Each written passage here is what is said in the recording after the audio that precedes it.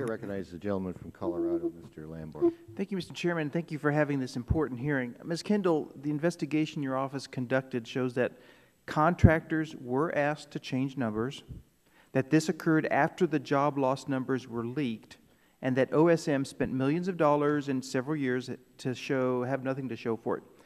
The report also discussed other, quote, issues with the new contract, unquote, issues that you have determined Congress has no right to know about. We have repeatedly asked you to provide the report your office prepared in accordance with the requirements of the Inspector General Act.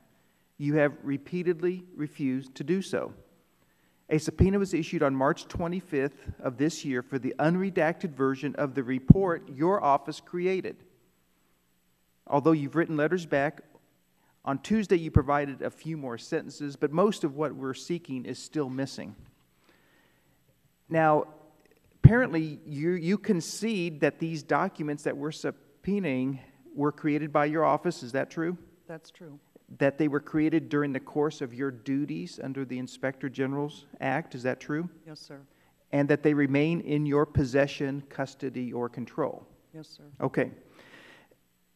So here's what we have. You created a report using the authority under the IG Act, and that same act requires you to keep Congress fully and currently informed. By providing a different report to Congress, one that's heavily redacted, you have failed to keep Congress fully and currently informed. You are withholding documents at the request of the department in violation of a subpoena.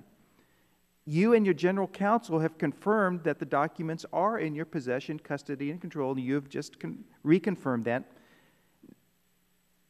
To your knowledge, has the President exerted executive privilege over these documents?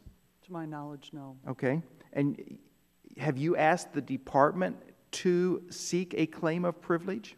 I answered the chairman about that. No, I have not. Okay, okay. Do you intend to comply with the subpoena that our committee has properly given to you? Mr. Lamborn, I have asked the committee multiple times to seek this information from the department. The information is contained in the OIG report, but the information is the department's, not the OIG's.